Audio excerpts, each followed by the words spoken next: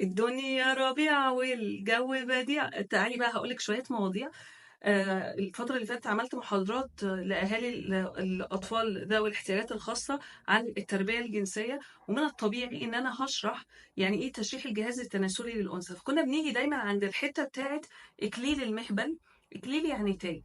في عندنا المهبل أهو، وفي غشاء بيغطي المهبل اسمه إكليل المهبل. في العامية المصرية أو في المعظم بيسموه غشاء البقر. ادوله صفة ويدوله وظيفة مش وظيفته أصلا. ليه بقى؟ غشاء البقرة ده هو موجود أصلا embryological remnant، يعني بواقي كده من التكوين الجنيني، زي التمبانيك ممبرين اللي في ودننا. التمبانيك ممبرين ليه وظيفة، غشاء البقرة هنعرف وظيفته إيه. غير أكيد غير البقرة. ماشي. أول حاجة، الغشاء ده شكله مختلف من واحدة للتانية. يعني إيه؟ يعني كله بيبقى متواصل مع جدار المهبل، لكن من جوه مختلف. بمعنى ان هنلاقي في واحده عندها نقطه واحده دونات شيب، واحده عندها شكل هلالي، واحده عندها شكل حواجز، واحده عندها شكل مصفى نقط نقط نقط كتير، واحده مقفول خالص بنروح نفتحه عند الدكتور عشان ينزل منها الدوره الشهريه. فاول حاجه هو شكله مختلف. تاني حاجه، ودي حاجه مهمه، ما بيروحلوش بلاد سبلاي، يعني كل حته في جسمنا بيروح لها تغذيه دمويه. ده مش بيروح له ولا تغذيه دمويه ولا نيرف سبلاي. فمن المفترض بيروح، عشان اكمل المعلومه، هو بياخد التغذيه الدمويه الحته بس اللي محاوطه بجدار المهبل. فده بيفسر لنا ليه لما بيحصل دخول ليله الزفاف او غيره، في بنات بيحصل لها نزيف او تبقيع او نقط، وفي ما بيحصلهاش. بمعنى ايه؟ هي على حسب مدى ارتياح الواحده. بمعنى ان انا مثلا ده باب اهو، ده المهبل، لو الباب مفتوح وعلى مصراعيه وقاعد ومرتاح ويلا بينا نتفضل ندخل، هتلاقي القضيب داخل بكل سهوله من غير ما يحتك، من غير ما ينزل دم، من غير ما يحصل وجع، من غير اي حاجه.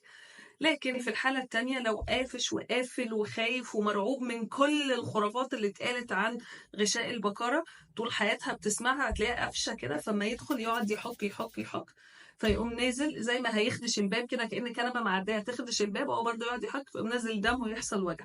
دم والوجع بيجي من جدار المهبل مش من الغشاء نفسه. ففي خرافة اسمها غشاء البقرة ليه علاقة بالعذرية.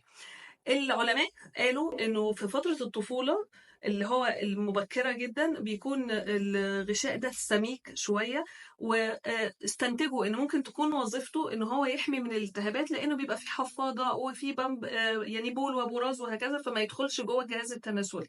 مع الوقت اصلا لقوا انه حتى لو مفيش اي سexual activity حصلت، الغشاء ده كل ما البنات بتكبر والستات بتكبر بيحصل له thinning، او بيقل، بيضعف، بيأرق، يعني مش بنفس السمك. فمش من المنطقي ان حاجة تكون ليها مدلول كبير قوي كده اسمه عذرية وبكارة ومعرفش ايه، ويبقى بيختلف من حد للتاني. يبقى في واحدة مولودة بغشاء نوعه مطاطي إلاستيك، يعني ممكن يحصل دخول وتحمل وتولد قيصري، وبعد كده يجوا يكشفوا عليها يلاقوا لسه انتكت هايمن. طب ازاي بقى يبقى في دلالة على عذريته؟ والا ربنا بقى يبقى مش عدل ساعتها يعني. من العدل ان كلنا عندنا شبكية دورها بنخلينا نشوف. كلنا عندنا مناخير ضمن الجهاز التنفسي بتعدي الهواء، او ان هي بتخلينا الحواس بقى والفاكتوري نيرف ونشم وما اعرفش الحاجات دي. يعني كل وظيفه حاجه في جسمنا ليها وظيفه معروفه، ومفيش حد عينيه بيشم بيها او مثلا بقه بيلمس بيه، يعني شفناهاش، يعني ما بتحصلش.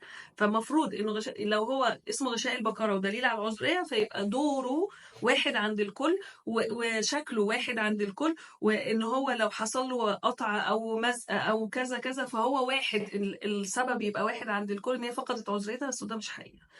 دي كلها خرافات عشان السلطوية، يمارس علينا السلطة ونسمع بقى عن جرائم الشرف اللي بتحصل وشرف البنت وما اعرفش ايه.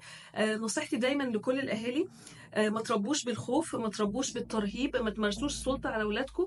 ربوا بتعزيز ثقتهم بنفسهم، بقدراتهم على اتخاذ القرار، بالتفكير الناقد، ان هم يسألوا ده بيتعمل ليه ونتائجه ايه ويتحملوا عواقبه. ربوا بتعزيز امتلاكهم لجسمهم وحدود جسمهم، وان دي نعمة كبيرة قوي ربنا مديها لنا، فاحنا بنحافظ عليها بأشكال مختلفة. ربوا بالمناعة، ادوهم تحصين بالحب والعاطفة والمعلومات الصحيحة مش بالترهيب. فده كانت الوعي الآخر بتاع النهاردة، وكل شم نسيم وانتوا طيبين.